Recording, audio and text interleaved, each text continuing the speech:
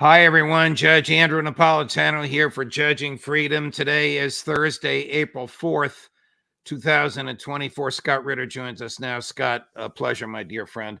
I do want to spend a fair amount of time with you on what is going on in Ukraine and the craziness behind the efforts of the Republicans in the House and the international community in Europe to shore up this country that's on its last leg. But before we do, I have to address the recent events in the Middle East.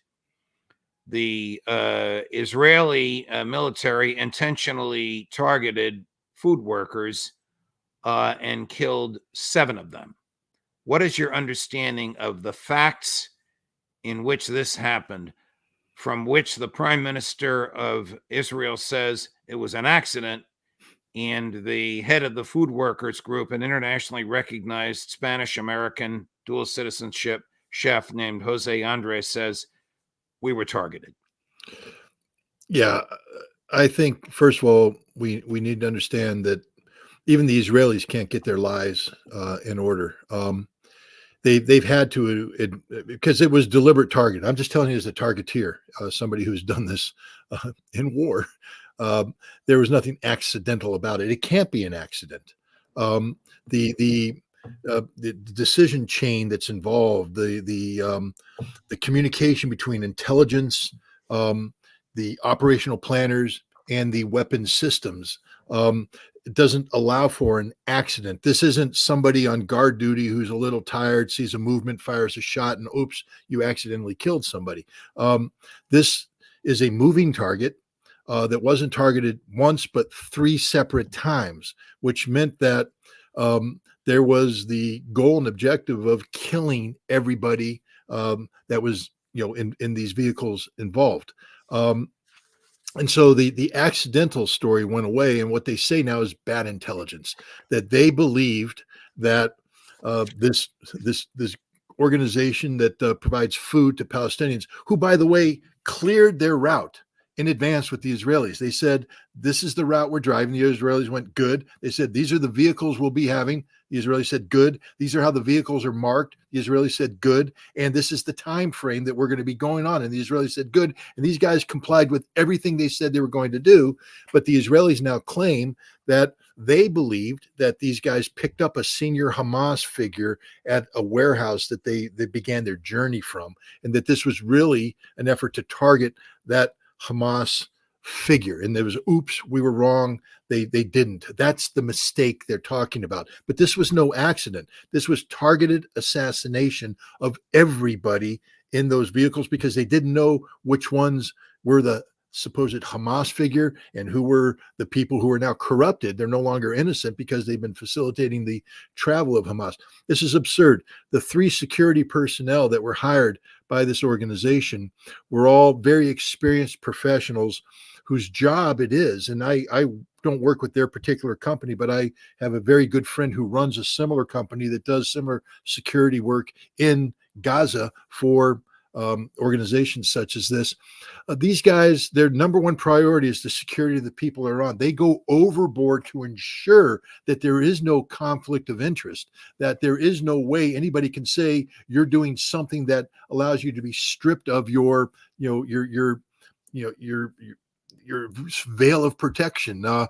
And so it's impossible to come up with a situation that says these professionals would have allowed anybody to bring a Hamas person in, because that immediately makes you a viable target. So it didn't happen. We know it didn't happen because of the professionalism and the past track record. Plus, this organization is not an organization that has a track record, a history of, working with Hamas. They feed the Palestinian people. Everybody knows this.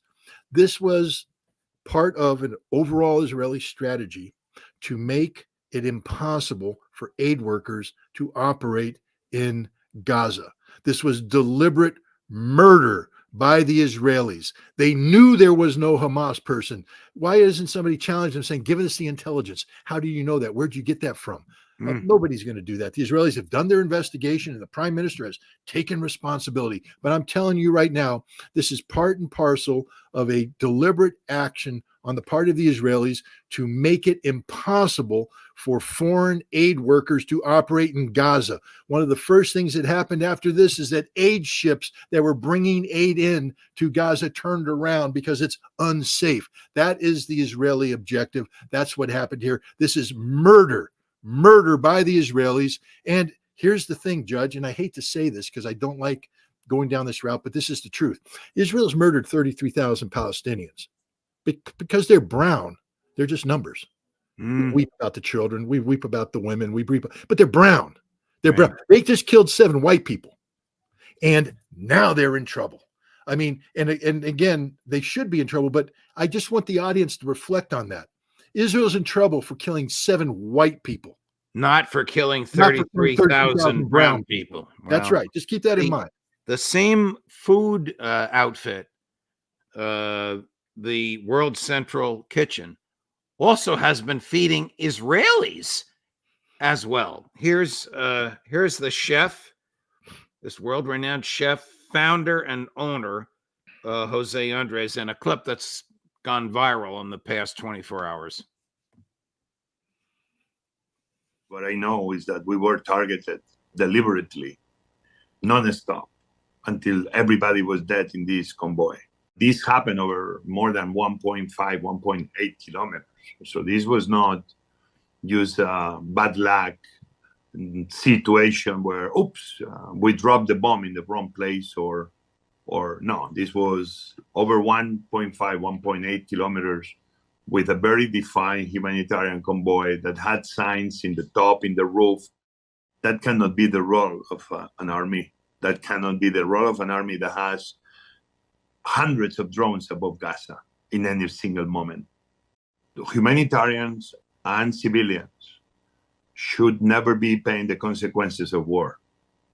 This is a basic principle of humanity. At the time, this looks like it's not a war against terrorism anymore. Seems this is a war against humanity itself.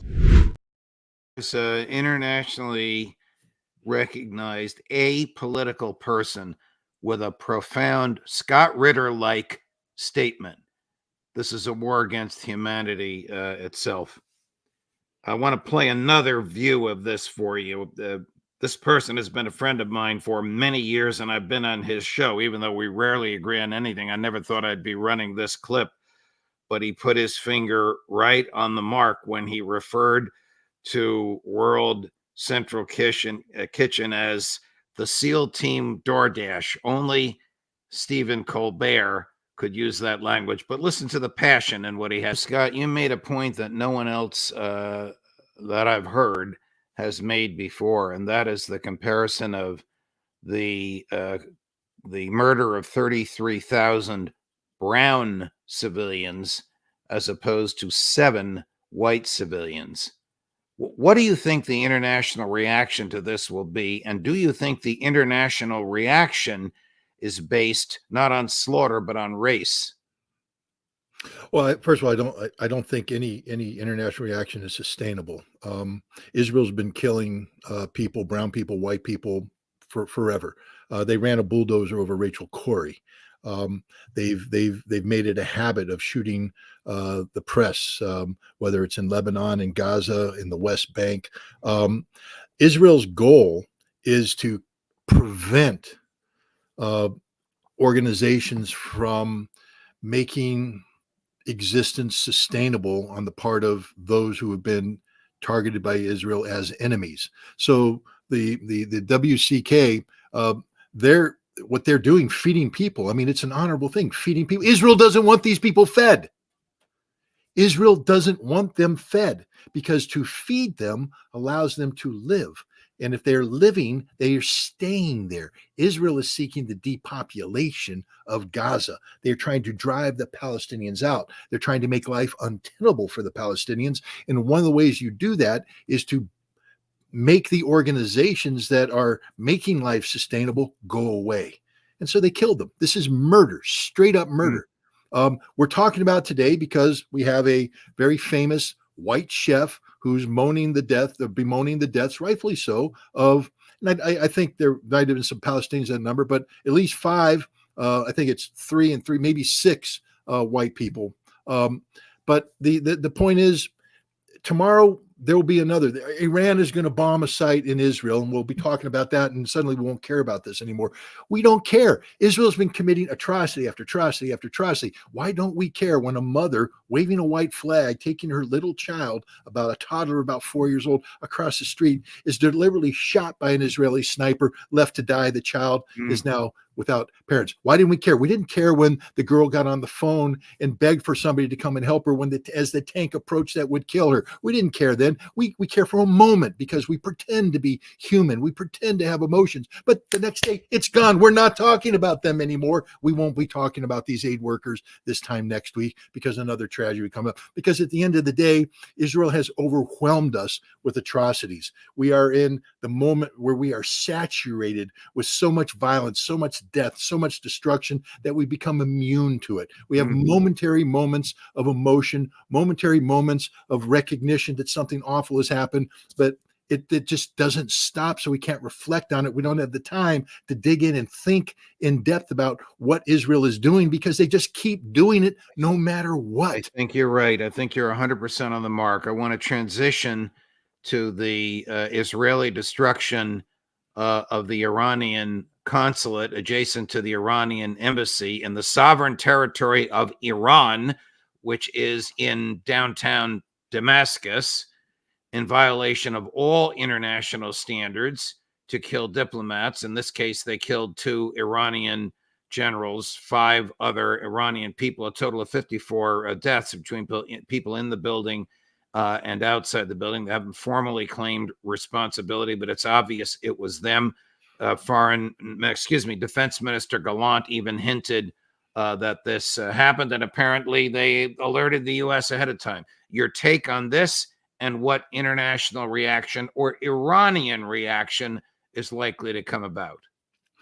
I'll start by just trying to paint it so people understand what happened here. If you remember the movie Patton, because I bring up the movie because more people have seen the movie Patton. I remember it well, and I've seen it many, many times, and I can recite certain lines for you. For over 1,000 years, Roman conquerors returning from the wars enjoyed the honor of a triumph. But it's not about me; it's about you. Go ahead. No. But it's a good movie, and these are lines worthy of reciting. No, but if you recall, at the end of the North African campaign, there's a famous bathroom scene where Patton goes in, he draws a map he blows on the mirror, he draws a map about what he wants done. But the point is that the Allies came together, all the heads, the head of the Strategic Air Forces, the British, the Americans, the Navy, they were all there to plan the next phase of the campaign. And this was a critical meeting. Could you imagine, as all those people were together, a bomb went off and killed them? What that would have done. It doesn't mean that the war is over, but now we have to replace these people who are experts, who are experienced, who have the plan in place, who know where they want to go, and they're gone now. That's what happened in Syria. The Iranians had brought together the brain trust, the guys in the Quds force that were managing this campaign against Israel and the United States to some extent. This was the guy who oversaw the whole operation in the Middle East. He's the guy with experience managing Hezbollah problem. So he has intimate connections with Nasrallah and Hezbollah. He's also, underneath him, is the guy who's running the resupply of Hamas. People keep saying Hamas is going to run out of ammunition. No, they're not, because Al-Quds has been supplying them. There was an intercepted shipment. You saw all the weapons in the shipment. If you're intercepting one, you know that many others have gotten through. So even though Israel claims to have total control of Gaza and all this stuff, weapons are coming in, which means Hamas will never be defeated because they will continuously be resupplied. The guy who did that, he was there at the meeting. The guy who is the one giving the pro-Iranian Iraqi militias and Syrian militias the weapons that they're using, not only to attack American bases. Remember, we had a conversation a little while ago about the attack on Al Tanf. They're also the ones who are now successfully striking Israeli targets in Haifa, in Eilat, and other locations. That guy was there, and the guy who's responsible for overseeing the Houthi campaign, the campaign against the ships, against Israel. This campaign, which is inflicted horrific economic harm on Israel, crippling Israel. He was there. They were planning the next phase, how to ratchet this up, how to bring more harm to Israel, and how to further inconvenience the United States. This was that equivalent, that meeting in the movie Patton for the next phase of the campaign. They're gone. Israel got the intelligence that they were there, and they made the decision. They did the risk reward calculus, and they said, yeah, we're going to get hit hard because this is diplomatically inviolable. The law says we can't strike it. We don't necessarily want to strike it because that exposes our diplomatic facilities abroad to similar actions. But this is a once in a lifetime opportunity to take out the command central of the organization that is defeating us, because Israel's losing this war. They're losing it. They're not going to win it. And the people that are making them lose it are the people that are now gathered there in Damascus. Israel took them out. That was the decision they made. So now there's going to be a retaliation. And they have to retaliate. But remember, Iran's not in the let's go to war with Israel mode. The guys I was talking about are the proxy leaders of the axis of resistance that is defeating Israel. Why would Iran say, well, this thing that's working so well, let's do away with it and go into direct conflict with Israel, where it may not end up so good for us. We may not lose, but our economy is going to suffer. This is a moment when Iran has made peace with Saudi Arabia. They're looking to join BRICS, the Shanghai Cooperation Organization. They're pivoting east in terms of economic revitalization. Why do they want to throw it all away with a direct war with Israel? So I think Iran is going to not only reconstitute this capability. They have deputies out there. They have people who they'll promote, but they're going to double down now. What the Israelis have done is slit their own throat, because there may have been a discussion in Iran about not giving the pro-Iranian militias in Iraq precision-guided ballistic missiles, because that's an escalation. That discussion's over. They're going to get it, which means these guys are going to fire weapons against Americans and Israelis. They're going to start killing a lot of people. They're going to give the Houthi more weapons. They're going to double down on the kind of weapons they're going to be sending Hamas in the resupply, and they're going to reconfigure Hezbollah with even more capability. And that's what they're going to do in the long term, is just ratchet up that pressure. All the decisions that they were debating, do we want to escalate? Do we want to go in this direction? That question's been resolved. They're going to escalate using these proxies, but there will also have to be a strike that assuages the Revolutionary Guard Command itself. They lost Qasem Soleimani. Now they've lost these guys. And they're saying we need, first of all, if we don't do anything, we lose all deterrence value, meaning that it becomes open season on Al-Quds. So what they have to do is set the deterrence value. You did this. This is the price you're going to pay. And I think they have pretty much told the United States, knowing that answer would go to Israel, that there will be a price to pay, and it will be a significant price. It may not be. There must be steaming outrage amongst the peoples in Egypt, Turkey, Jordan, Lebanon, Syria, and it must be getting worse and worse. And this has got to be. Is this the straw that breaks the camel's back? No, look, unfortunately, the Arab countries that surround Palestine have spent entire lifetimes betraying the Palestinian cause, and they're still not on the Palestinian side. That's just a tragic reality. Egypt is not pro-Palestinian. Syria is neutral. Jordan is not pro-Palestinian. Saudi Arabia is definitely not pro-Palestinian. And so I don't think this breaks it, because remember, these are primarily Sunni countries. Iran is Shia, and there is, for years, the United States has been promoting, the Shia crescent as the greatest threat to the Sunni world and trying to build a Sunni alliance. China has started to break that apart by having the rapprochement between Saudi Arabia and Iran, but we're still a long way before these people are willing to align themselves with the axis of resistance to confront Israel. So we're not there yet. This is still going to be an Iranian response, and I think it's going to be a significant response that we'll be talking about this time next week. But there still must be outrage in that part of the world over the slaughter in Gaza. Amongst the people, yes. And that's, the Arab street, so to speak. And this is the real danger that we're in. The king of Jordan is a Hashemite. He's a Saudi, even though he calls himself Jordanian, the Hashemite family is a Saudi family that was given Jordan. They were given Iraq too by the British after World War I. The Iraqis overthrew the Hashemite king, killed him, his family, and solved that problem. But the king in Jordan is still there. But he's very much a minority who is not loved by the Jordanian people. And he understands that if he sits back and continues to do nothing to acquiesce to Israel, because he is sold out to Israel a long time ago, he's in the pocket of Israel and the United States. But he also understands that if the street turns against him, he goes the way of the Hashemites of Iraq. The Egyptians are facing a similar problem. When you lose the Egyptian people and they go to the streets, you tend not to fare well. The Saudis are worried about that. So you're going to see a lot of machinations in terms of statements, posturing, etc. But in order to assuage the people, but at some point in time there will be a breaking point, and how these respective Arab countries manage that breaking point will be decisive. Because if they manage it wrong one way, they get overthrown. If they, in order to prevent being overthrown, they might have to go hard intervention, which means now direct confrontation with Israel and indirectly the United States. So this Arab street, this sentiment among the people is a very important factor in here.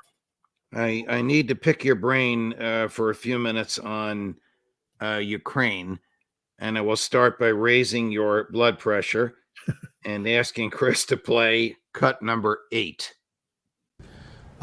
Ukraine will become a member of NATO. Our purpose at the summit is to help build a bridge to that membership and to create a clear pathway for Ukraine moving forward.